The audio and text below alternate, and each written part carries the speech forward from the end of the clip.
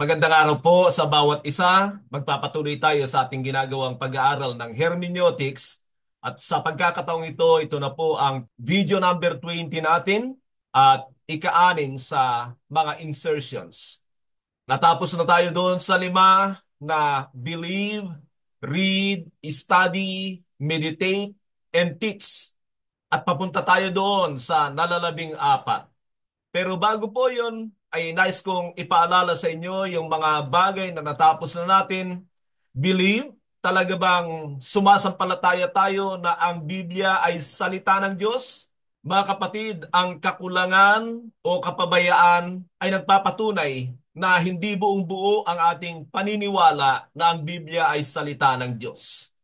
Maalala ko ang kalalagayan ng mga ilang abogado, kaya siguro na ipapanalo nung iba yung kanilang kaso ay sapagkat sanay sila doon sa mga scope ng kanilang dinidepensahan.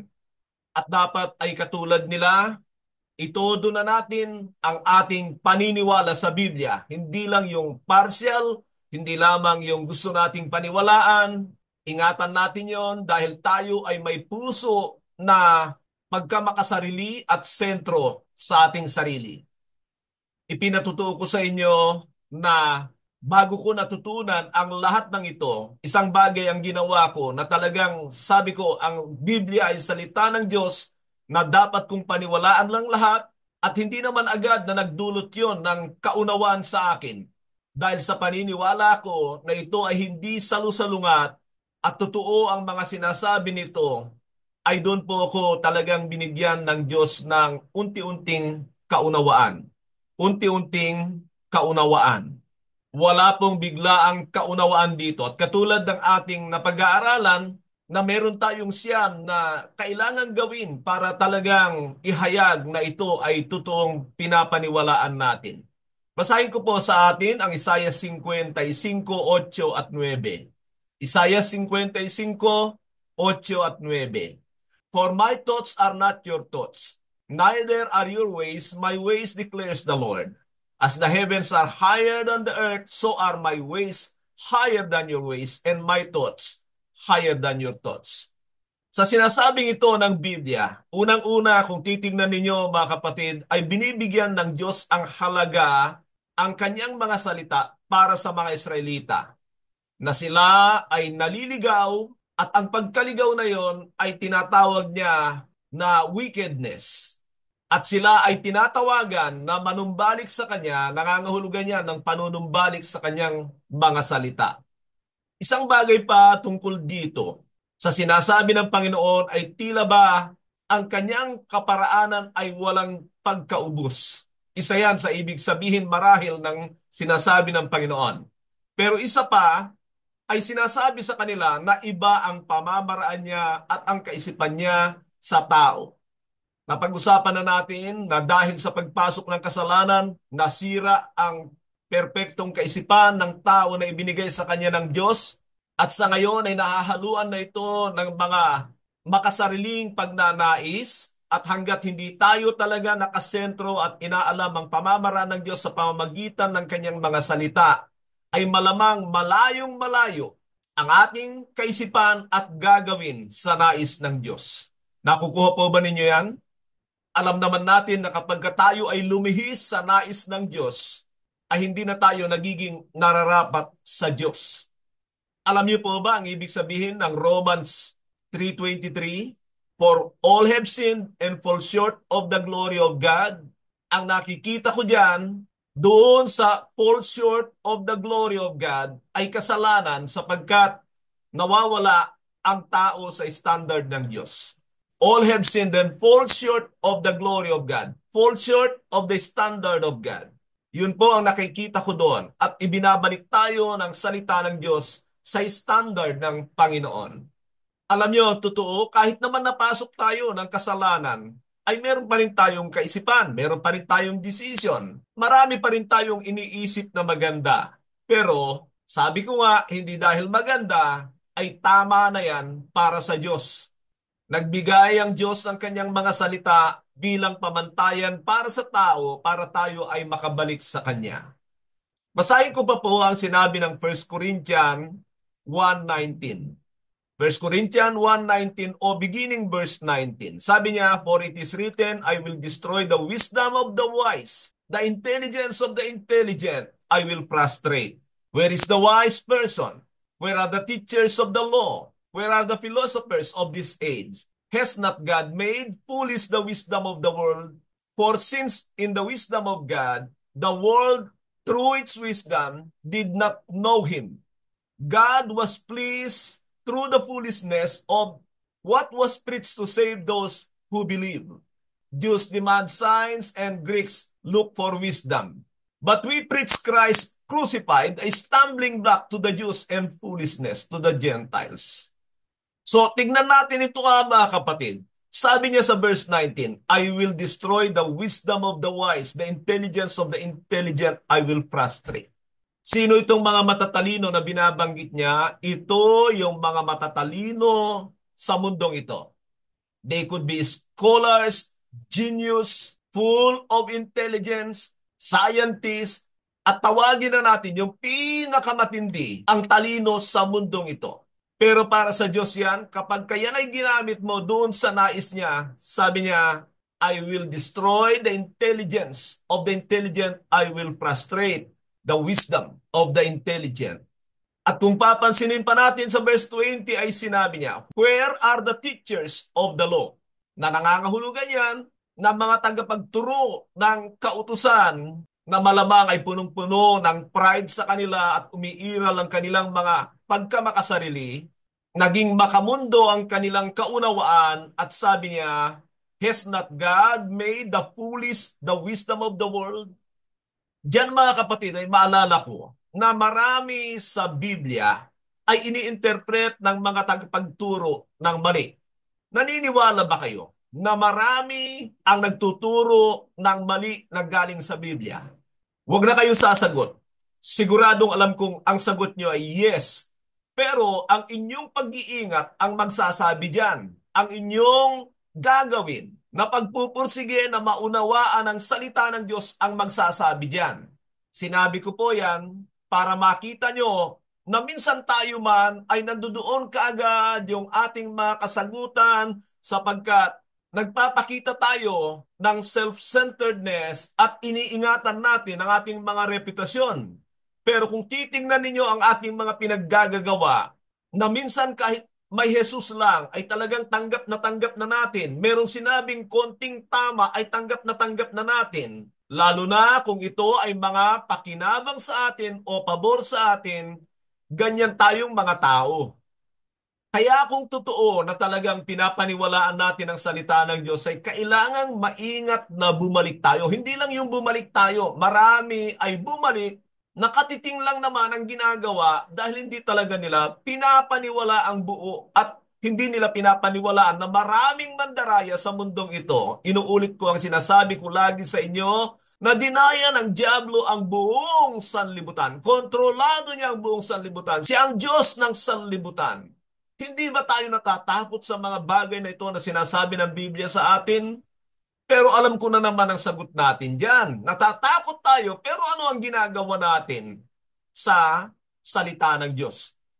Lagi ko kayong ibinabalik dito mga kapatid sapagkat gusto ko kayong gisingin sa katotohanan na malayo ang paraan ng tao infiltrated ng mga bagay sa mundong ito at pagkamakasarili natin at tayo ay nanganganib sa pagkadaya. Sinabi pa rito, God was pleased through the foolishness of what was preached to save those who believe. Ano yung foolishness na yon sa sanlibutan? Marahil sa atin ngayon ay hindi na ganoon pero ingatan pa rin natin. Sabi niya, 22, Jews demand signs and Greeks look for wisdom. Jews demand signs and Greeks look for wisdom. Anong ibig sabihin yan? Nung una, mga kapatid, ang mga Hudyo talagang naghahanap sila ng palatandaan na totoo ang Panginoon. Maalala nyo ang approach ng mga ilang pariseo sa Panginoon? Magpakita ka sa amin ng tanda na ikaw nga ang Mesyas. At ang sagot ng Panginoon ay ang patalinghaga na kung papano si Jonas ay 3 araw at 3 gabi sa sinapupunan ng isda, ay ganun din naman ang anak ng tao. Ang bagay na yon ay hindi naunawaan ng mga matatalinong tao. Ganon din naman ang mga Griego, sabi niya, naghanap sila ng karunungan. Sapagkat sa kapanahunan yan ay iniisip ng mga Griego, lalo na ang mga Roma, na superior sila dahil sa kanilang karunungan. Pero sabi ng apostol na ito, "But we preach Christ crucified, a stumbling block to the Jews and foolishness to the Gentiles." Tandaan natin na dito ang sinasabi lang ni Pablo ay pasisimula ng kaligtasan, salvation from sin. Because when we are saved from our sins and God gave His Holy Spirit to us, iba na ang dealing ng Diyos sa atin. May gagawin na ang banal na Espiritu. Pero ang totoo na sinasabi ni Apostol Pablo na stumbling block sa mga Hudyo ang pagkapako ng Panginoon. Oo nga naman, bakit hari, tagapagligtas ay ipapako sa krus? Yun ay ginawa nila para sana pag bumaba ang Panginoon ay paniniwalaan nila. Pero hindi niya ginawa dahil ang kamatayan niya ay mahalaga and foolishness to the Gentiles. Sabi niya, kabangmangan daw ang mapako ang tagapagligtas. Ang totoo, para na lang tayong iba ngayon dahil pinaniwalaan natin na ang kaligtasan ay sa pamamagitan ng sakripisyo ng anak ng Diyos. Pero alam ba ninyo, na minsan na hindi pa rin nakukuha ng maraming Kristiyano na akala nila ang sakripisyo ng Panginoon ay para sa kanilang buhay sa mundong ito, pakinabang sa mundong ito. Pero hindi nila matanggap na ito ay para sa kanilang mga kasalanan. Nakukuha niyo ba ang ibig ko sabihin? Totoo po yan mga kapatid, matagal ako sa Kristyanismo na hindi ko inaakala na ang kaligtasan na inaalok ng Diyos ay kaligtasan sa kasalanan. Sa tatlong kapanahunan, sa tatlong pamamaraan, justification, sanctification, and glorification. God save us from the penalty of sin, justification yan. God is saving us from the power of sin, sanctification yan. Glorification, God will save us from the presence of sin. Yan ang ibig ko sabihin sa inyo na tatlong kapanahunan and three stages of salvation of men from sin. Sabihin niyo sa akin ngayon, gaano karami ang Kristiyano na alam nila na sa kasalanan sila nililigtas ng Diyos?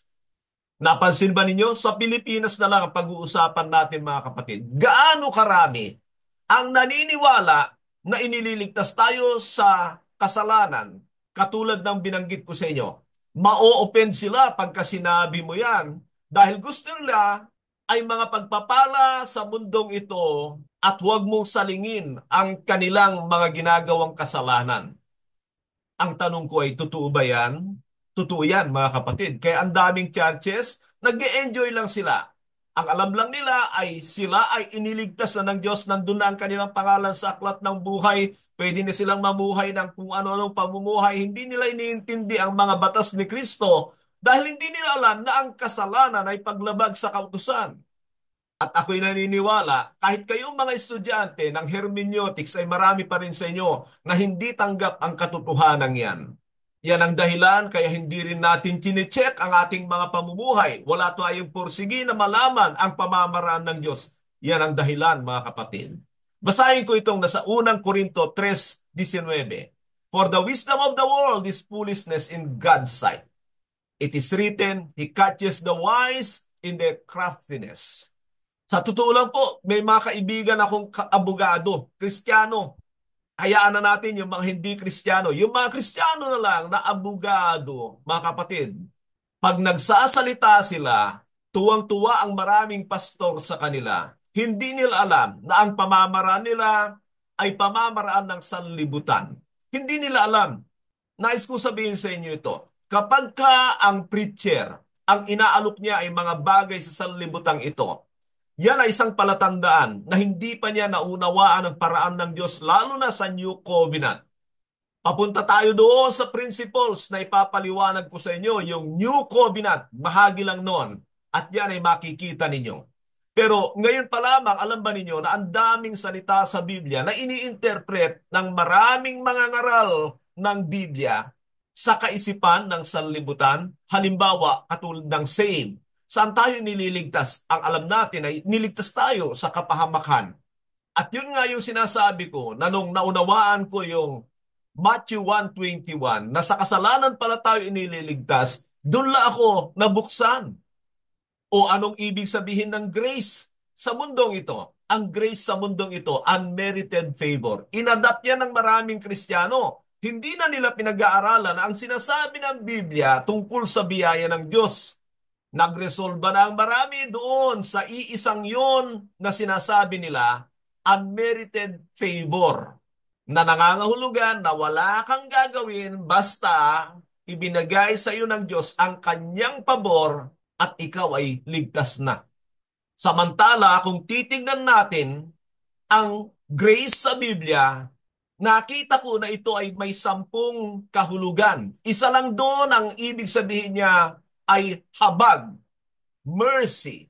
Pero hindi yan nangangahulugan na hindi katutugon. Alam naman natin na sa kabuuan ng Biblia, talagang mananagot ang sino mang hindi tutugon ng pananampalataya. At yung pananampalataya, akala ng marami, ganun na lang yun. Pero pag ikaw ay hindi pa mananampalataya, ibig sabihin, unbeliever ka at nakapakinig ka ng mabuting balita sa New Covenant, kapag ikaw ay sumampalataya, kalakip niyan ang pagsisisi at pagpapabautismo.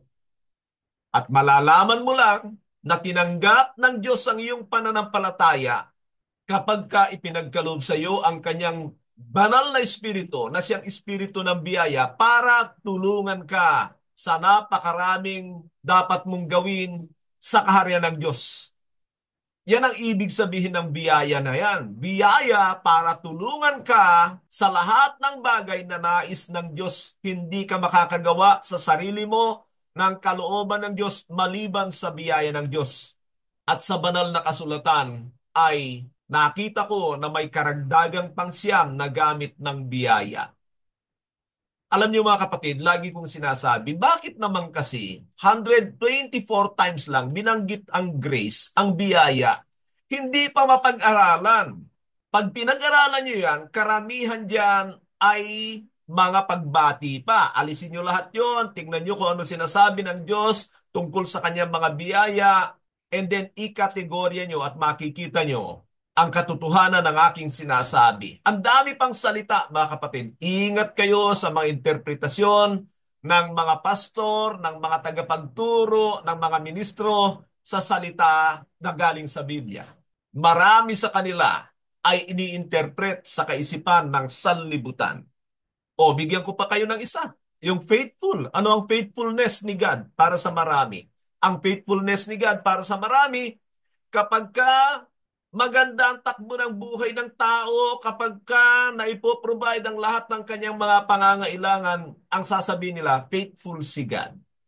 Pero sa Biblia, ang faithfulness ng Diyos ay tapat siya sa kanyang mga ipinangako. Lahat ng sinasabi niya, ikabubuti ng tao, ikadidisiplina ng tao, ikapapahamak ng tao, ay gagawin niya sapagkat tapat ang Diyos sa kanyang mga salita, sa kanyang mga sinabi, sa kanyang mga pangako. Yun ang ibig sabihin ng faithfulness ng Diyos sa banal na kasulatan. O gusto niyo pang isa? Yung love. Ano ang ibig sabihin ng mahal natin ng Diyos? Ang ibig sabihin ng mahal natin ng Diyos, nararamdaman natin sa ating mga puso, puro emotional. Pagdating sa Panginoon, ang sabi niya, if you love me, obey my commands. Ang tanong ko sa iyo ay, mahal mo ba ang Panginoon? Siyempre, ang sagot mo ay oo. Alam mo ba ang kanyang mga utos? Sinusunod mo ba?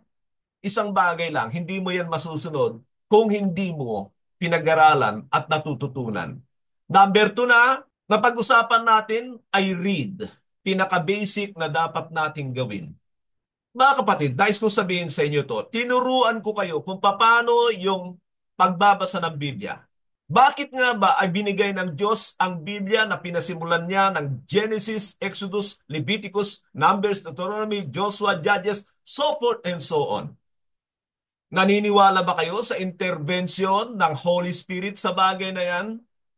Bakit may mga nagbabasa ng Biblia? Dampot dito, dampot doon, dampot dito, dampot doon. Ikino-confuse mo lang ang sarili mo. Hindi mo yan matututunan ng tama. Nag-a-adapt ka lang ng mga sinasabi ng iba, lalo na yung gusto mo, Dahil sa pamamaraan na gano'n, padampot dito, padampot doon. Sana gano'n na lang ang ginawa ng Diyos, ano? Yung pinaghalo-halo niya ang kanyang salita. Sa palagay mo, maunawaan natin? Alam ko ang sagot nyo, hindi. Eh bakit yun ang ginagawa natin? Bakit ganyan ang ginagawa ng maraming Kristiyano? Pinaghalo-halo ang Biblia, dampot dito, dampot doon. At alam nyo, minsan ay kino-confuse tayo, hindi ng diablo, kundi ng ating sarili. Tayo rin ang gumagawa ng confusion sa atin. Inayos na nga ng Diyos para sa paraan na gusto niya na basahin natin, kino-confuse pa natin. Nabanggit ko sa nakaraang video na 6 na beses tinanong ng Panginoon ang mga tagapakinig niya. Hindi nyo ba nababasa? Makikita natin doon na ine-expect ng Panginoon na dapat nagbabasa ang mga tao. Simple lang yun ha. Hindi niya sinabing, hindi nyo ba napag-aaralan? Ibang bagay na yun. Pero sa Panginoon, sabi niya, have you not read? Have you never read? Nag-e-expect ang Panginoon na sana ay binabasa natin ang Biblia. Later on, ay tinanong niya ang mga tao, how do you read? Paano ba kayo nagbabasa? Na nangangahulugan yan na dahil sa paraan ng kanilang pagbabasa, sila ay nagkakaproblema. Hindi nila nauunawaan. At isang bagay pa, marahil pag nagbasa, isang verse araw-araw, 2 verse araw-araw, 6 na verse araw-araw, maalala nyo yung sinabi doon sa video na kapag ka nagbasa ka ng 2 talata sa araw-araw, aabutin ka ng 46 years sa banal na kasulatan. At pag nagbasa ka ng 6, malamang aabutin ka ng 12 years. Kung di ka tatanda na lang, puputi ang buhok mo, tutubuan ka ng arthritis, at kung ano-ano ang mangyayari sa buhay mo, baka mamatay ka na, hindi mo man lang nabasa ang Biblia ng buong buo, pero sasabihin mo, I love the Lord and I love His Word. At sasabihin pa ng tao, ang sarap talaga ng salita ng Diyos. Yan ang sinasabi ko sa inyo na ganyang kaipokrito ang tao. Alam niyo ba kung bakit maraming ipokrito hanggang sa sila'y Kristiyano? Sa Panginoon, mahal nila ang kanilang sarili kaysa sa mahal nila ang Diyos. Iniingatan nila ang kanilang reputasyon kaysa luwalhatiin nila ang Diyos. Basahin niyo ang John chapter 5, John chapter 7. Nandiyan ang mga sinabi ng Panginoon tungkol sa hindi totoong pag-ibig sa Diyos at pag-ibig sa sarili. Mga kapatid, sasabihin ko sa inyo ito. Honesty is very needful for God. Pag tinatanggap natin ang ating mga kakulangan, ang ating mga pagkukulang, mapapasa atin ang pabor ng Diyos. Pero kung tayo ay nagkukunwari, alam natin kung gaano kagalit ang Diyos sa pagkukunwari, sapagkat dinaya siya ni Satanas sa langit sa pagkukunwari, kaya galit siya dyan. Tila sa langit ay matagal bago natuklasan ng Panginoon ang nasa puso ng diablo. Nandiyan yan sa Ezekiel 28:14 or 15 na sinabi, until wickedness is found in you. Until wickedness is found in you. Kasi binigyan niya ng freedom of will ang diablo at ang tao. Hindi pinapakilaman ng Diyos ang nasa puso ng tao. Hindi ko lang alam ngayon sa New Covenant sapagkat nananahan sa atin ang kanyang banal na Espiritu at kung may mali sa ating puso, alam kaagad ng Diyos. Pero ang totoo, may mga talata sa Biblia na itinatago ng Diyos sa kanyang sarili ang laman ng puso ng mga tao. Ganon din naman sa mga anghel. Ang pangatlo na natutunan natin ay study, mga kapatid, study. Sana maging priority natin ito, lalo na tayong mga preacher, pastors, and leaders. At kung mag-aaral kayo, ingatan nyo na dumiretso kayo sa mga professional. Ano yung mga professional? Mga scholar, mga may sinulat na libro.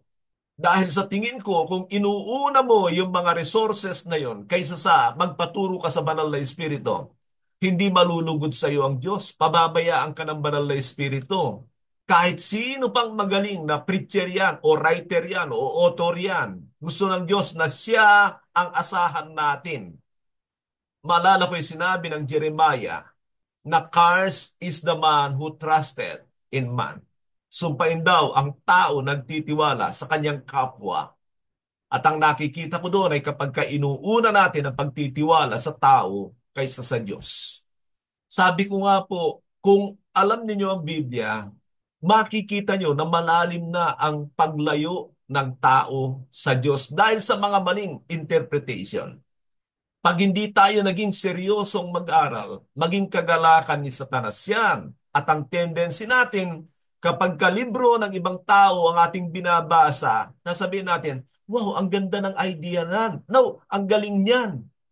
At marahil sasabihin natin, kailangan itong mapakinggan ng church sa linggo. At ang dahilan bakit natin gagawin yun ay dahil para sa ating reputasyon. At sa tutulang, yan ang dahilan kaya naliligaw ang marami. Ang next natin ay yung meditate.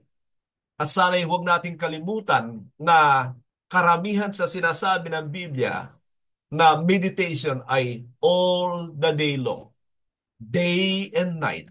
Sapagkat gusto ng Diyos maging ang ating utak, siya ang laman nito. Sabi ko nga po, kung mahal natin ang Diyos, dapat siyang laman ng ating utak, hindi ng ating bibig. Kung mahal natin ang Diyos, lagi natin pinag-iisipan ang kanyang mga salita.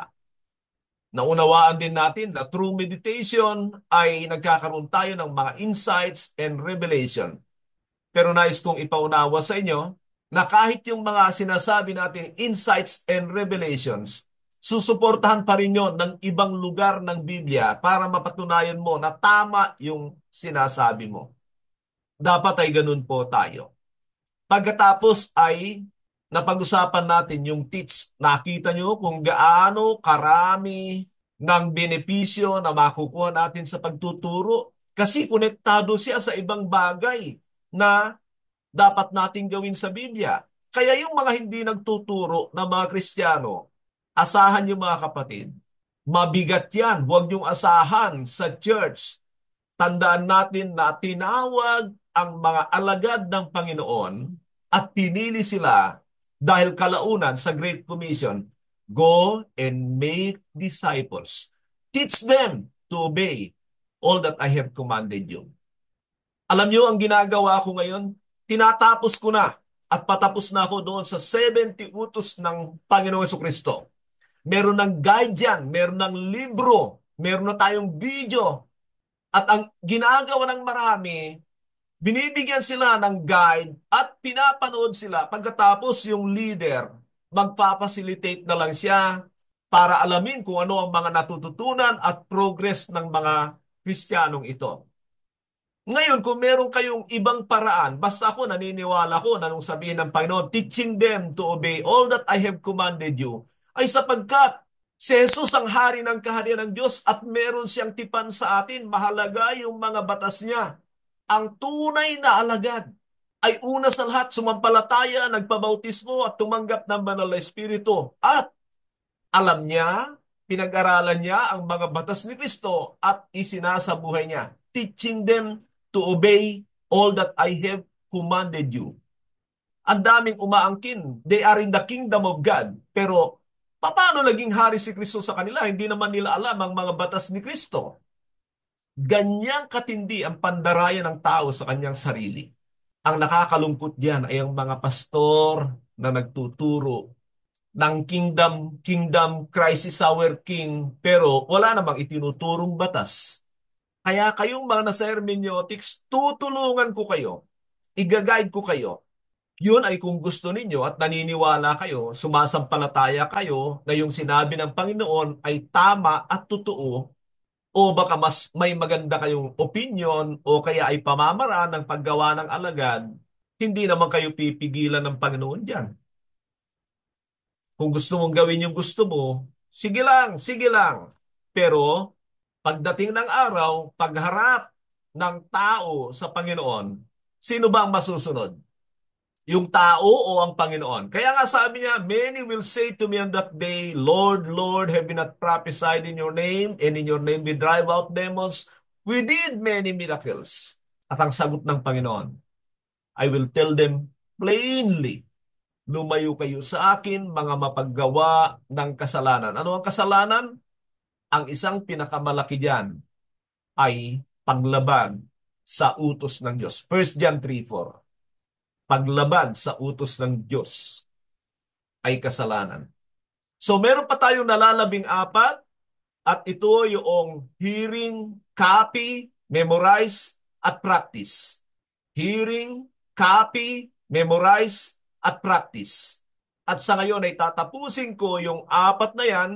Kailangan ko silang pagsamasamahin dahil gusto kong matapos na ito. At bukod doon, malamang hindi sila katulad nung inisa-isa ko. Pero kailangan natin sila para makumpleto ang gagawin natin tungo sa kaunawaan sa banal na kasulatan. Para makumpleto yung insertions natin, ay kailangan kong ibigay ito sa inyo. Kaya totoo yung sinasabi ko sa inyo, ang Biblia ay hindi para sa mga tamad, pabaya, walang interes, at hindi totoo ang kanilang pananampalataya. Sasabihin ko sa inyo, minsan lang tayo mabuhay, dapat itodo na natin. Alam niyo ba kung bakit ako 7 years sa high school? Hindi ko siniseryoso noon. Salamat naman at nag-graduate ako after 7 years. Alam niyo ba kung bakit ako 7 years sa college? Hindi ko rin siniseryoso. Salamat na lang. Hindi ako natapos. Dahil kung natapos ako, hindi ako magiging pastor. Kaya ako nagpapasalamat sa Diyos. Meron siyang plano. Ngayon, pangwalang hanggan na ito. Kaya seryosohin na natin. If we miss this preparation for eternity, mga kapatid, hindi ko alam kung ano ang kakamutin mo pagharap mo sa Diyos. Hindi ko alam kung anong gagawin mo. Maraming mananangis sa harapan ng Panginoon. Bakit? Kasi hindi nila siniseryoso ang Diyos nung sila ay buhay. Ginawa nila ang kagustuhan nila at kasiyahan nila. Yun ang naging problema nila. Ngayon ay pupunta tayo dito sa nalalabing-4 at ang pamagat natin dito habang ito'y pinag-aaralan natin, how these 4 insertions important in understanding the Bible. How these 4 insertions important in understanding the Bible. Gaano kahalaga ang 4 na ito na dapat gawin para maunawaan ang Biblia. So yung target natin ay para makatulong sa pangunawa sa Biblia. And number 1 is hearing. Ang hearing ay pareho sa pay attention, heed, listen. At maalala nyo sa mga nakaraang panahon ay, hear ye, sabi ng mga ngaral o herald ng salita ng Diyos. Kung papansinin nyo sa Old Testament, tanging ang paraan ng kanilang kaunawaan ay makinig. Makinig sa kanilang magulang, sa kanilang mga leader, ganun ang mga Old Testament. Hanggang sa dumating sa panahon ng mga Levita. I mean, sa bayang pinili ng Diyos. Ganito ang sabi ng Matthew 17:5. Matthew 17:5. While he was still speaking, a bright cloud covered them, and a voice from the cloud said, "This is my son whom I love. With him I am well pleased. Listen to him." Alam niyo ba kung anong event dito, mga kapatid? Basahin po ninyo. Ito yung dinala ng Panginoon ang ilan sa kanyang mga alagad at tumakyat sila ng bundok. Doon naganap yung tinatawag na transfiguration. At sa pagtatagpong yon, kasama si Moises at saka si Elias. At sa pagkaguluhana ni Pedro na ganito ang kanyang sinabi, gusto niyo ba ipagtatayo ko kayo ng kubol, isa kay Moises, isa kay Elias at isa sa iyo? Na para bagang ipinapantay ni Pedro ang Panginoon kay Moises at kay Elias at mula sa langit ay nakapakinig sila ng boses. Anong sinabi ng Ama? This is my beloved Son, in whom I am well pleased. Pangalawang pagkakataon nito, nangyari yan nung magpabautismo ang Panginoon. Pero ang nais kong mapansin ninyo ay yung sinabi ng Ama, listen to Him. Listen to Him. Alam nyo ba? That is the only commandment of the Father in the New Testament. Yan ang tanging utos ng Panginoon sa New Testament. Listen to the Son. At kung babasahin nyo ang Hebrews chapter 1 verse 1, in the past, God spoke to our forefathers in many ways, but in these last days, He has spoken to us through His Son. Yung anak ang tagapagsalita sa last days at mananagot ang hindi makikinig sa Kanya. Ang ibig sabihin ng Ama dito sa listen is not just listen. Marami nakikinig lang. Yan ang kaibahan ng salitang heed. Listen and obey, put to practice. Yun ang ibig sabihin ng listen dito. Alam natin na sa Old Testament, mapalad ang mga nakikinig at nagsasagawa sa salita ng Panginoon. At alam din naman natin ang consequences ng hindi pagsunod. Alam niyo po, pagdating ng Panginoon, isa sa mga paborito niyang salita ay listen, listen, listen. Yan ay sa tuwing magsasalita siya, gusto niya na talagang intensely, objectively, focus ang pakikinig sa kanya. Halimbawa, yung sinabi niya sa Matthew 15:10, Jesus called to the crowd to him and said, listen and understand.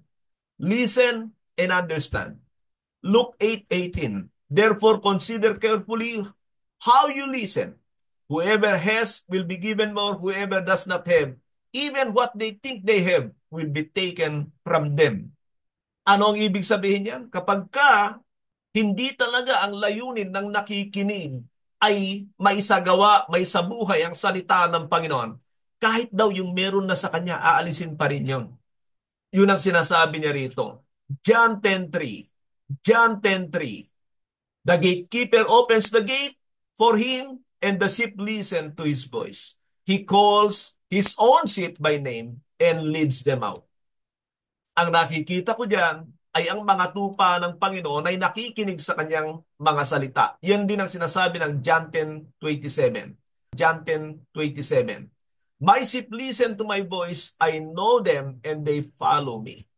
Diyan ay makikita natin na ang mga tunay na tupa ng Panginoon nakikinig sa kanyang mga salita. Pero tandaan natin yung sinabi ko, na yung ibig sabihin niyan, nakikinig ka at isinasagawa mo.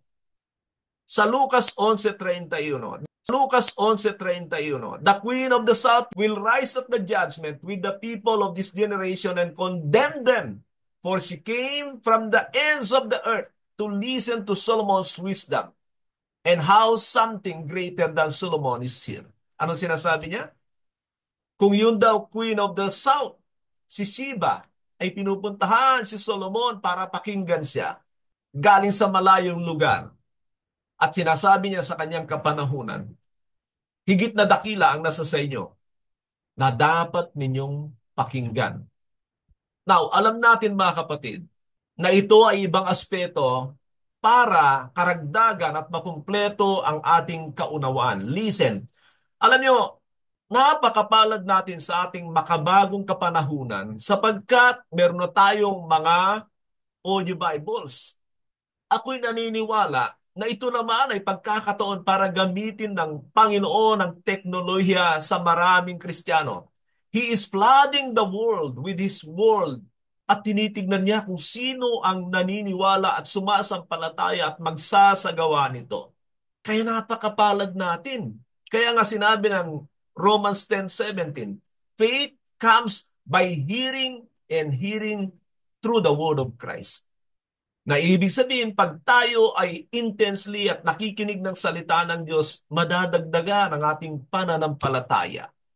Ito po ang suggestion ko tungkol sa ating pakikinig sa mga audio Bible. Alamin niyo kung paano doon sa Bible Gateway, meron diyan mga audio Bibles, meron diyan sa cellphone ninyo. Kung pwede sana, alisin niyo yung mga games diyan at palitan niyo ng Bible apps. Isuggest ko rin na maging yung mga kanta-kanta, patugtutugtog. Gamitin nyo yung mga earphones ninyo para makinig sa Biblia. At isa pa, kapag kayo nakikinig ng Biblia, huwag lang kayong makinig para pakinabangan nyo ng todo. Magsusulat kayo. Ganyan ang ginagawa ko. Pag may napakinggan ako, kahit anong ginagawa ko, alam kong hindi ko matandaan lahat. Usually sa akin, sa umaga, nandoon ako sa halamanan ko sa aming may bubong sa itaas. Dala ang aking audio Bible, Proclaimer. Makikinig ako pero laging may notebook na kasama yan. Doon ako nagsusulat. Kaya kung titingnan ninyo, lagi akong may nasasabi sa inyo dahil kulang na yung aking reading pero pagdating sa pakikinig, nagagawa ko yan. Kaya dun sa mga tumatanda na katulad ko, sasabihin nyo, humihina na ang mata, ang hirap ng magbasa, sana huwag naman pati tenga. Pero kung hindi mo yan gagamitin para sa ikaluluwalhati ng Diyos, baka susunod na yan. Sana huwag naman. Hindi ko yan prayer. Pero, ang sabi ng Biblia, ginawa tayo sa ikaluluwalhati ng Diyos. Naluluwalhati ba siya sa iyong mata, sa iyong tenga, sa iyong katawan, sa iyong kamay? Sana po ay gawin natin yan. Ang susunod natin ay copy. Copy ay katulad din ng write, pagsusulat. Copy. Baka sabihin nyo, kailangan ba natin gawin yon? Tingnan natin kung ano sinasabi ng Biblia. Basahin ko sa inyo ang Deuteronomy 17:14 to 20. Medyo mahaba, pero tingnan natin. When you enter the land the Lord your God is giving you and have taken possessions of it and settled in it, and you say, let us set a king over us and like all the nations around us. Be sure to appoint over you a king the Lord your God chooses. He must be from among your fellow Israelites. Do not place a foreigner over you, one who is not an Israelite. The king, moreover, must not acquire great number of horses for himself, or make the people return to Egypt to get some of them. For the Lord has told you, you must not go back that way again. He must not take many wives, or his heart will be led astray. He must not accumulate large amount of silver and gold. When he takes the throne of his kingdom, he is to write for himself a scroll, a copy of this law, taken from that of the Levitical priest. It is to be with him, and he is to read it all the days of his life, so that he may learn to revere the Lord his God and follow carefully all the words of this law and these decrees, and not consider himself better than his fellow Israelites, and turn from the law to the right or to the left. Then he and his descendants will reign a long time over his kingdom in Israel.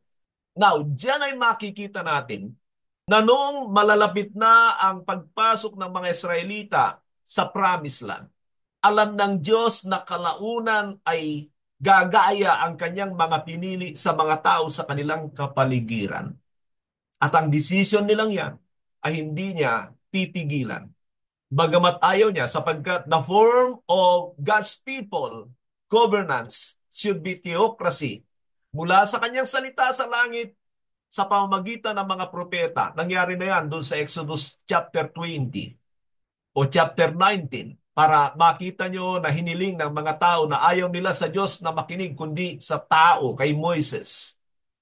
Pero ang punto natin dito ay alam ng Diyos na maglalagay sila ng hari. Kaya nagbigay na siya ng mga panuntunan kung paano sila maglagay ng hari. Nakakatuwa na ito minsan yung pamantayan ng marami sa pagpili ng mga politiko. Ayaw ko na pag-usapan yun. Tingnan natin ito. Sa verse 16, the king, moreover, must not acquire great numbers of horses. Ilang hari ang palagay nyo ang hindi gumawa niyan?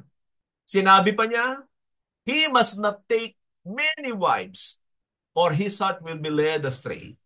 Ilang hari ang palagay nyo ang hindi gumawa niyan? Isa pa, sinabi niya, he must not accumulate large amount of silver and gold. Ilang hari ang palagay nyo ang hindi gumawa niyan? 18. When he takes the throne of his kingdom, he is to write for himself a scroll, a copy of this law. Ano ibig sabihin niyan? Pagka nagkaroon sila ng hari, yung hari ay kokopyahin niya yung mga kautusan sa kanyang sarili, hindi ng ibang tao.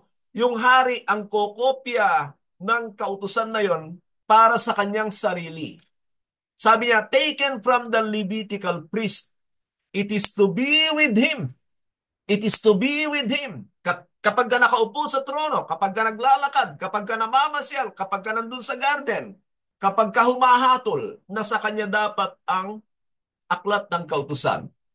And he is to read it all the days of his life, so that he may learn to revere the Lord, his God, and follow carefully all the words of his law and these decrees. And then sinabi pa, and not consider himself better than his fellow Israelites, and turn from the law to the right or to the left. Diyan ay makikita natin na ipinag-uutos ng Diyos na kapag nagkaroon sila ng hari, ay dapat kinokopya niya ang kautusan. Ang tanong, meron ba kayo nababasa na hari na nagsulat ng kautusan? Parang wala. Tignan natin mamaya. Basahin ko muna itong Deuteronomy 31:24 to the following verses. After Moses finished writing a book, the words of this law, from beginning to end, he gave this command to the Levites who carried the ark of the covenant of the Lord. Take this book of the law and place it beside the ark of the covenant of the Lord your God. There it will remain as a witness against you. For I know how rebellious and stiff-necked you are. If you have been rebellious against the Lord while I am still alive and with you, how much more you will rebel after I die? Assemble before me and the elders of your tribes and all your officials, so that I can speak these words in their hearing, and call the heavens and the earth to testify against them. For I know that after my death, you are sure to become utterly corrupt and to turn from the way I have commanded you. In days to come, disaster will fall on you because you will do evil in the sight of the Lord, and arouse his anger by what your hands have made. Ngayon ay dito na natin makikita na si Moises as a prophet ay nagsulat na siya. Nakalaunan ay ibinibigay niya sa mga Levite. Ano kaya itong mga sinulat ni Moises? It can be because it is the law, ay marahil mula sa Genesis chapter 1 because later on it is considered to be the law. Kaya marahil itong inaabot niya sa mga Levita ay mula Genesis hanggang Numbers. Pero pwede rin mula Exodus chapter 20 hanggang Leviticus 27. Dahil sinabi ng Leviticus 27:34 ang ganito, these are the commands the Lord gave to Moses at Sinai for the Israelites.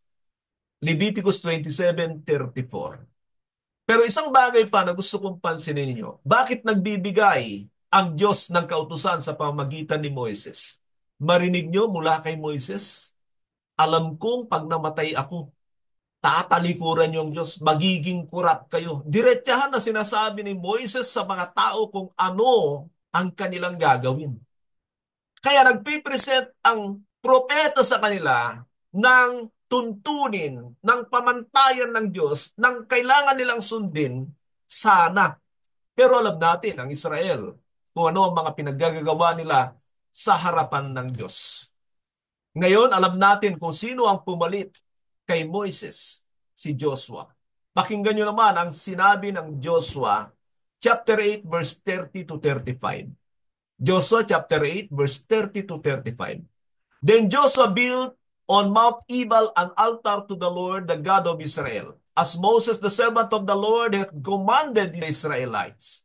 He built it according to what is written in the book of the law of Moses, an altar of uncut stones, on which no iron tool had been used. On it they offered to the Lord burnt offerings and sacrificed fellowship offerings. There in the presence of the Israelites, Joshua wrote on a stone a copy of the law of Moses. All the Israelites, their leaders, officials, and judges were standing on both sides of the ark of the covenant of the Lord, facing the Levitical priests who carried it. Both the foreigners living among them and the native-born were there. Half of the people stood in front of Mount Gerizim, and half of them in front of Mount Ebal, as Moses, the servant of the Lord, had formerly commanded when he gave instruction to bless the people of Israel. Afterward, Joshua read all the words of the law, the blessings and curses, just as is written in the book of the law. There was not a word of all that Moses had commanded that Joshua did not read to the whole assembly of Israel, including women and children and the foreigners who live among them. Pansinin nyo dito na si Joshua bilang pumalit na leader kay Moises ay gumawa siya, nagkopya siya sa kanyang sarili. Sa panahong ito, hindi siya hari. Siya ay leader at propeta para sa Israel. Alam natin na kalaunan pa magkakaroon ng mga judges at ng mga hari ang Israel. At nakikita ko ang isang katotohanan na kaya matagumpay itong si Joshua. Sapagkat siya mismo, kahit hindi pa siya hari, ay isang bagay na ginawa niya ay ang pangungopya doon sa sinulat ni Moises at pagkatapos ay binabasa niya ito sa mga tao. At pansinin niyo ang pagbabasa ni Joshua. Hindi niya binabasa, yung mga pagpapala lang sa salita ng Diyos, magaganda lang. Binabasa niya lahat ng mga babala, paalala, mabibigat na pananalita sa mga tao. He was not a compromising leader. He was not a man pleaser. Ganyan dapat ang mga uri ng leader. And he became successful. Pansinin niyo sinabi ng 34. Afterward, Joshua read all the words of the law, the blessings and curses, just as it was written in the book of the law. Mga kapatid, alam niyong nangyayari sa ating kapanahunan? Tingnan niyo kung anong kiniklaim ng mga tao sa mga pagpapala sa kanilang buhay. Nandoon yan sa mga blessings sa Deuteronomy 28, Leviticus 26. Mga pagpapala doon. Binabasa ba nila yung mga sumpa? Maalala niyo, sabi ng Galatians 5:3, na hindi mo pwedeng piliin ang mga batas ng Diyos sa Old Testament. Hindi mo pwedeng kunin yung blessing at hindi yung sumpa. Bakit ang gagaling ng mga tao ngayon? Ito ba ay tama? O ito ay pagkadaya ng malalim na pagkadaya? Alam ko na ang sagot nyo. Pero sana huwag niyong ginagawa. Yang sagot nyo na yan ang magpapatunay ng katigasan ng puso kung ginagawa ninyo. Sinabi ng Diyos sa 24:31, Israel served the Lord throughout the lifetime of Joshua and the elders who outlived him and who experienced everything the Lord had done for Israel. Judges 2:7. The people served the Lord throughout the lifetime of Joshua and of the elders who outlived him and who had seen all the great things the Lord has done for Israel. Alam natin na ito ay aklat na ng Judges. At kung alam ninyo ang aklat ng Judges, meron diyang cycle. Ano yung cycle na yan? Pag nagkasala ang tao, lumalayo sa Diyos. Pag lumayo sila sa Diyos, kakawawain sila ng kanilang kaaway. Pag kinawawa sila ng kaaway, iiyak sila sa Panginoon, tatawag sila sa Diyos. Ang Diyos ay magtatayo ng hukom, judges. At yung judges na yon ay pangungunahan sila para lupigin ang kanilang mga kaaway, magkakaroon ng kapayapaan sa mga ilang panahon, pagkatapos ay babalik sila sa kasalanan. At ano ang mangyayari pagkatapos? Magdadala ang Diyos sa kanila ng kaaway, kakawawain sila ng kaaway, mananangis sila sa Diyos, tatawag sila sa Diyos, maglalagay ang Diyos ng hukom, pangungunahan sila ng hukom para magtagumpay sila laban sa kanilang kaaway, magkaroon ng kapanahunan ng kapayapaan, lalayo sila sa Diyos. 7 times yung cycle na yan sa Book of Judges. At pagkatapos ng Judges, ay dumating na yung sinabi ng Panginoon kanina na maghahanap na ang mga tao ng hari para sa kanila. Itinatag nila si Saul. Pero alam ba ninyo, pag-aralan nyo ang mga hari, tingnan ninyo kung may isa na nagsulat ng kasulatan.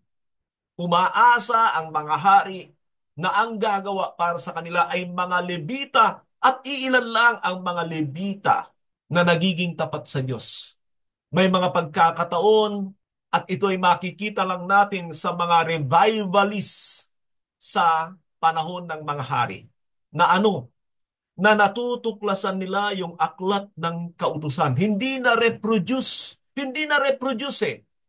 Kaya parang aksidente na paminsan-minsan ay natutuklasan nila, nakikita nila yung aklat ng kautusan, binabasa yun ng mga Levita, at kalaunan ay bibigay sa hari. Yung hari na magbabasa nun, nagkakaroon ng revival.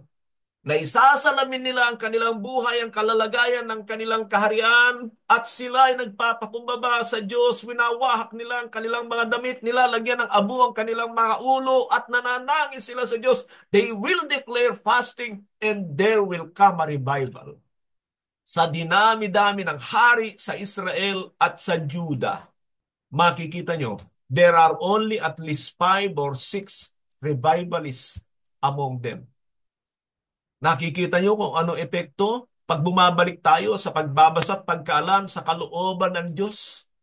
Pero gusto kong makita niyo ito. Ano ang mga revival sa ating kapanahunan? Ang mga revival sa ating kapanahunan, magkakaroon ng gathering, magtutugtugan ng malalakas, magkakaroon ng tagapangaral, maistir ang kanilang emosyon. Yun ang kanilang revival. Without repentance, without crying out to God, without hungering for His word, and without desiring to be righteous. Sinasabi ko yan dahil gusto kong makita nyo ang kalalagayan ng mundong ito. Kampante ang marami sa ating mga Kristiyano, revival, revival, nagkakaroon ng mga activities, Jesus reigns, at kung titignan ko ang mga ginagawa ng mga Kristiyano ngayon, it is just stirring the emotions of the people. After 1 week, 2 days, bagsak na yan. Dahil emosyon lang ang na-revive sa kanila. Pero yung turning away from sin, there is no such revival without turning away from sin, sapagkat ang sin ay nakamamatay, ang revival ay binubuhay sila ng Diyos. Kaya nangyayari lang yan kapag ka may pagsisisi, sapagkat ang banal na Espiritu ay tila na pag-aalab, nagigising sa kanilang mga buhay, nakakagawa sila sapagkat ang tao nagsisisi sa kanilang mga kasalanan, ang Diyos ay nakakagawa. That is the revival, the genuine revival of the Bible. Pero gusto kong makita ninyo na hindi ganyan ang revival ng mga Kristiyano sa ating kapanahunan. Ang kanilang pamamaraan ay parang mundo. Gusto lang ipahayag, marami na kami, ito, masaya kami dito sa grupo namin. Ganyan ang ginagawa ng maraming Kristiyano. Nagpasimula yan doon sa Jericho March. Ngayon, meron tayo sa kasalukuyan, yung Jesus reigns. Talaga bang nag-aari si Kristo? Pinag-aaralan ba ng mga taong ito ang mga batas ni Kristo? Ang dami-dami dyan, insistent sa prayer. Uy, yan ang nagpapakita ng kaignorantehan ng mga pastor. Sabi ng Proverbs 28 verse 9, ang taong hindi sumusunod sa kautusan ng Diyos kahit ang panalangin niya ay karumal-dumal sa Diyos. Sinabi ng John 9:31, hindi nakikinig ang Diyos sa mga hindi masunurin sa Kanya. At ang daming Kristiyano, ayaw nila ng batas ni Kristo. Wala nang batas-batas. Pag sinabi yan ng mga tao, ayaw nila ng batas ni Kristo. Ano ibig sabihin yan? Jesus reigns? Naghahari ba talaga si Kristo? O itinatakwil nila si Kristo bilang hari? Diyan natin makikita, ang tao gusto niyang gawin yung nagpapasaya sa kanyang laman because they are living in the flesh. They want to have a reputation that they are alive in the faith. They want to have a reputation that they are alive in the faith. Pero alam niyo mga kapatid, nakakalungkot talaga ang ating kapanahunan. Kaya lang hindi ito nakikita ng marami, lalo na walang interes sa Bible. Sana gumawa na lang sila ng parade. Parade nang talaga. Huwag nang sasabihin Jesus reigns. Magparada lang tayo. Nalulungkot ako dahil marami akong kilalang leader na itong mga taong ito na nag-Jesus reigns. Wala namang interes sa batas ni Kristo. How can Jesus reign over this world without obeying His law, without obeying His command? Abay, gumising naman tayo. Para tayong, hindi ko alam kung si Satanas pa ito o kayo na si Satanas eh. You are leading a lot of people into hell. Going to hell. Ginagawa lang yan ng marami dahil sila'y masaya dyan, mga kapatid. Pero totoo, ganyan ang nangyayari. Now, ang tanong ko mga kapatid, nang dumating ang Panginoon, ginawa ba niya na nagsulat? Wala tayong mababasa sa Biblia. Sinabi man ng Biblia na siya'y nangopya o hindi. Alam niya, dahil sa siya'y nag-aaral ng Biblia o ng kasulatan, alam niya na siya'y hari at hindi lang hari. Hari ng mga hari. Ang tanong ay, nangongopya kaya ang Panginoon? Walang sinabi ang Biblia, pero ito ang assessment ko. Una, alam natin na ang Panginoon ay lumago sa kaalaman. Ipinanak siya na parang sanggol na wala sa kaisipan. Isaiah 7:14 and 15. Luke 2:40. He grew in the wisdom and in the stature of men. Ano ang pinupunto ko diyan? Kung paano lumago ang Panginoon sa kaalaman. Huwag nating sabihin na dahil siya ay anak ng Diyos at siya ang salita ng Diyos ay hindi niya na kailangang mag-aral. Ang dahilan kaya pinili ng Diyos si Jose sa si Maria because they were righteous. Obedient sila sa law, mga kautusan sa Old Testament. And you cannot obey what you do not know. You cannot obey what you do not know. So, pinili sila ng Diyos para i-guide ang Panginoon.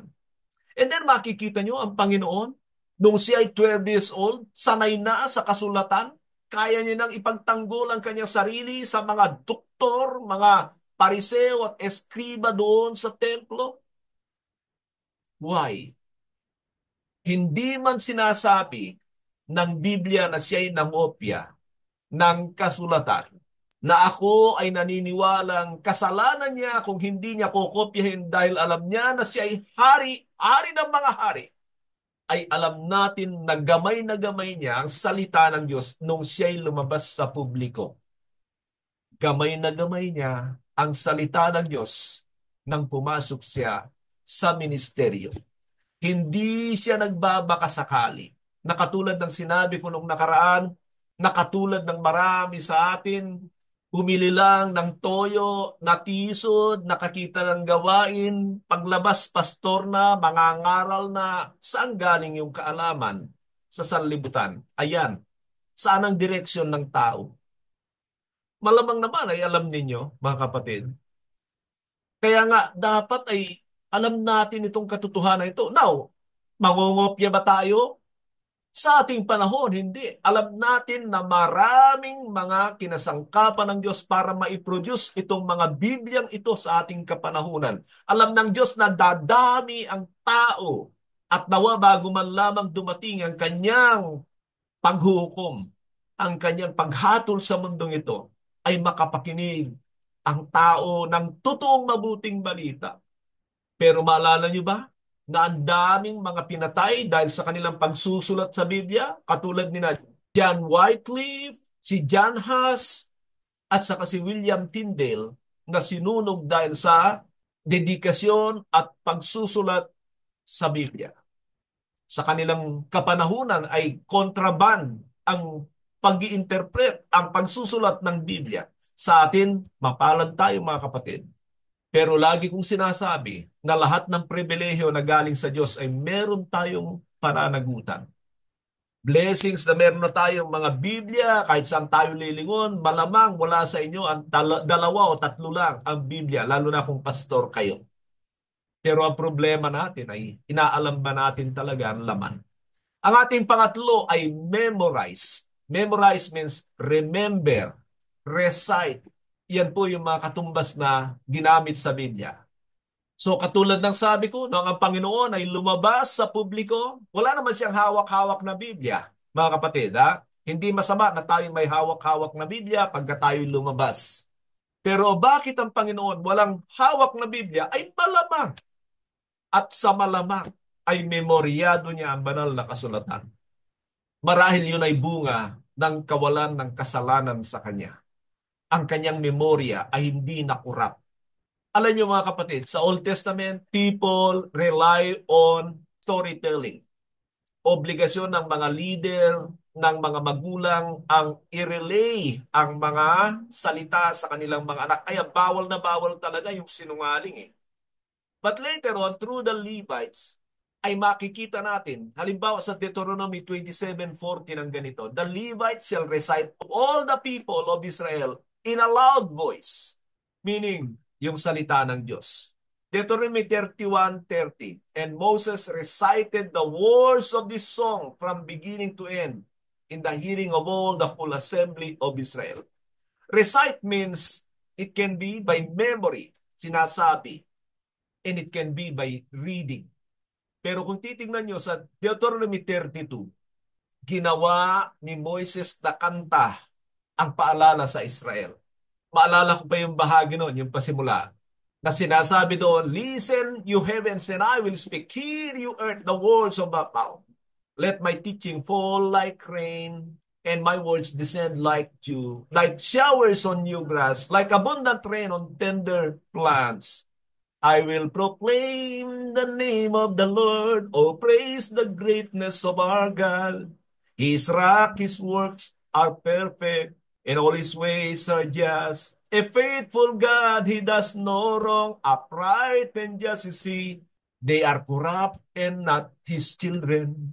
To their shame, there are rough and crooked generation. Ito, wala na sa ating mga kanta ngayon eh. Anong mga kanta ng mga Kristiyano ngayon? Lord, I give you my heart.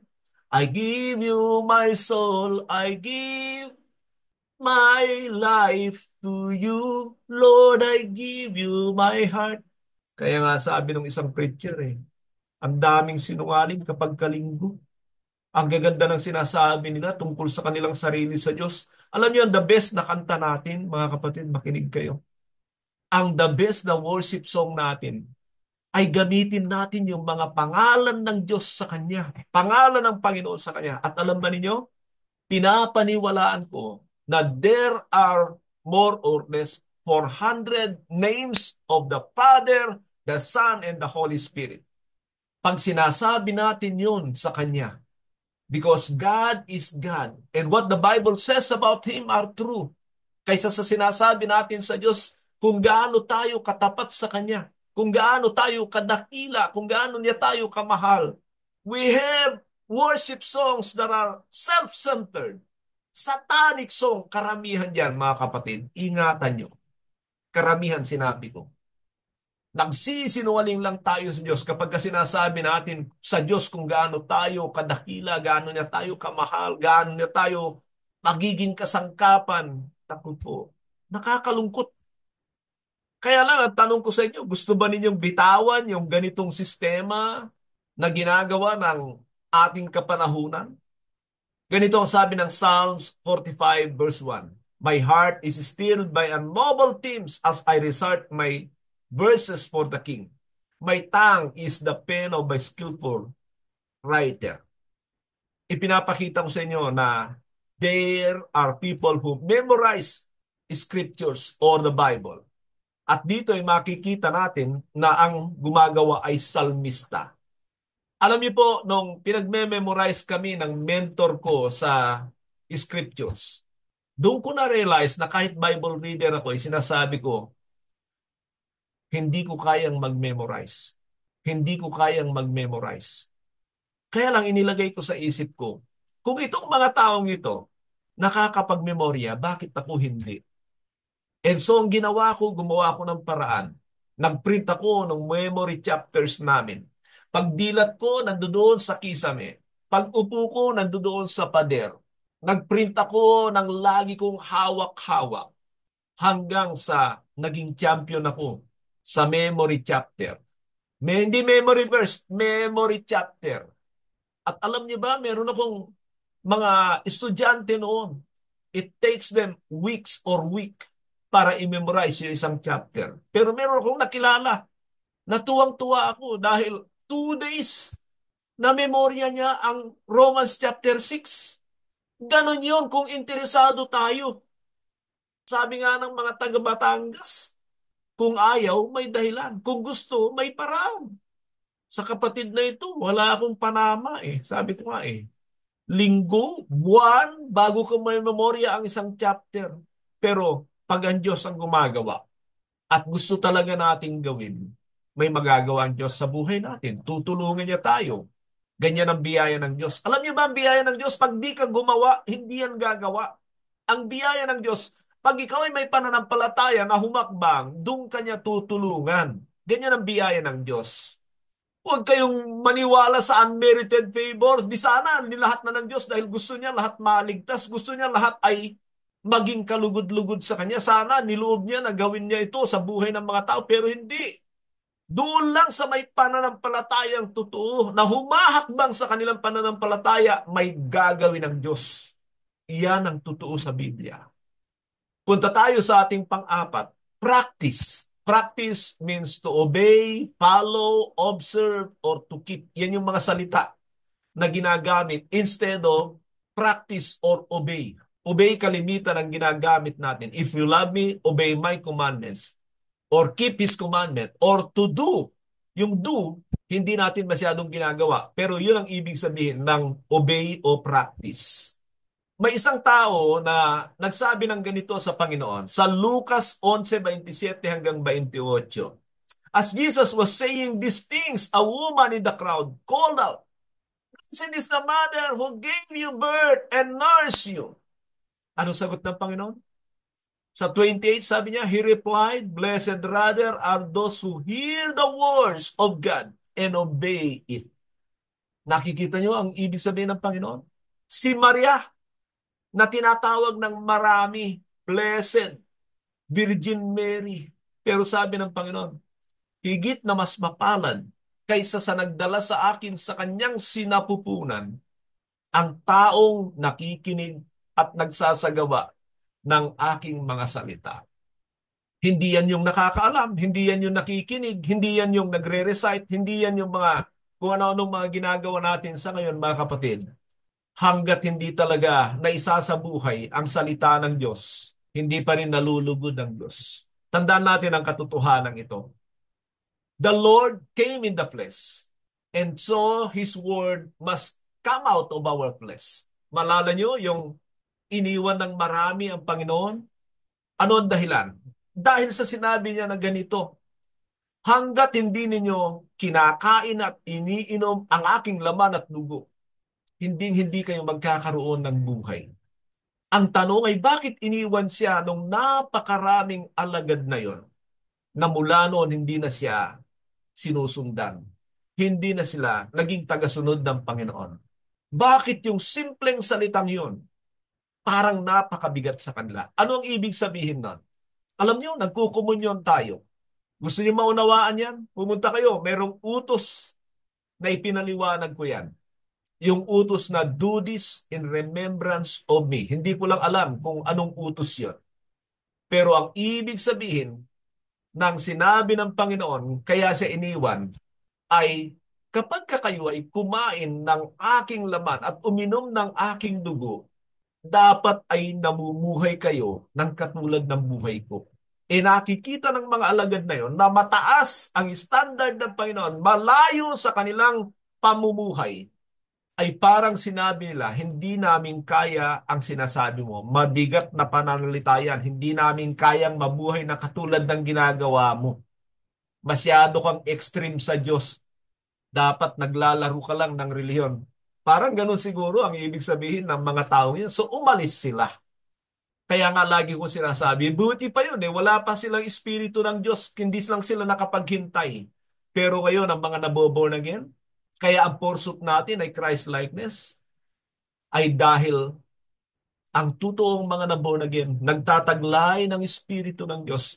Pag wala kang Espiritu ng Diyos, offensive sa iyo ang salitang maging katulad natin o maging katulad tayo ng Panginoong Jesucristo. Magiging offensive yan sa iyo. Mabigat sa iyo ang pagsunod sa kanyang mga utos. Ang hirap sa iyo ng magsakripisyo. Ang hahanapin mo ay mga pang-temporaryong bagay na pakinabang sa mundong ito sa ngayon. At kayong mga pastor, kung gusto niyo marami kayong tagasunod, huwag niyong i-emphasis ang obedience. Ang i-emphasis niyo, prayer, worship, fasting, at ganyan ang maraming churches. Nakakalimutan nila na kaya may tao ay dahil papalitan lang ng Diyos ang mga rebelde na anghel na noon ay nasa kanyang kaharian sa langit. At kung tayo ay rebelde sa ngayon, hindi rin tayo makakarating sa walang hanggang kaharian ng Diyos. Ano po ang emphasis ninyo? Obedience? Nagtuturo ba kayo ng mga batas ni Kristo? O doon na lang tayo sa prayer, worship, fasting? Kanina ay nabanggit ko sa inyo, Proverbs 28:9, John 9:31, na kung saan ine-emphasis ang pagsunod sa mga batas ni Kristo. Mga kapatid, dito po tayo magtatapos ngayon dito sa ating insertions. Naibigay ko na sa inyo yung siyam, tinapos ko ngayon yung 4 sa pagkakataong ito. Kaya sa mga susunod nating video, ang pag-uusapan na natin ay mga principles of interpretation. Hindi ko alam kung gaano kahaba ang aabutin ng mga video rito pero hindi po ako nagmamadali. Kailangan lang maging malinaw ito, makatulong sa bawat isa sa atin, sapagkat nais kong sabihin sa inyo na kayo ay pananagutan ko sa Panginoon. Kaya't doon sa palaging uma-absent, palaging nalilate, sasabihin ko sa iyo, magbago ka na bago biglang mawala ang pangalan mo dito sa hermeneutics. Sana naman pagka kayo'y umabsent, magpaalam kayo, maunawaan ko kayo, at pagka nagpaalam kayo, magbigay kayo ng report nyo para alam ko na pinapanood ninyo. Doon sa mga absent sa mga nakaraan na walang report, titingnan ko po yon at yung pangako ko na malamang ay certificate, baka po hindi po pwede sa inyo. Kahilingan ko na habang ginagawa natin ito ay prayer mula sa inyo. At naway patuloy na sumagana sa atin ang biyaya ng ating dakilang Diyos at Ama sa ating mga ginagawa. Magandang araw po, pag-ibig at pagpapala ng ating Diyos ay sumasa ating lahat. God bless.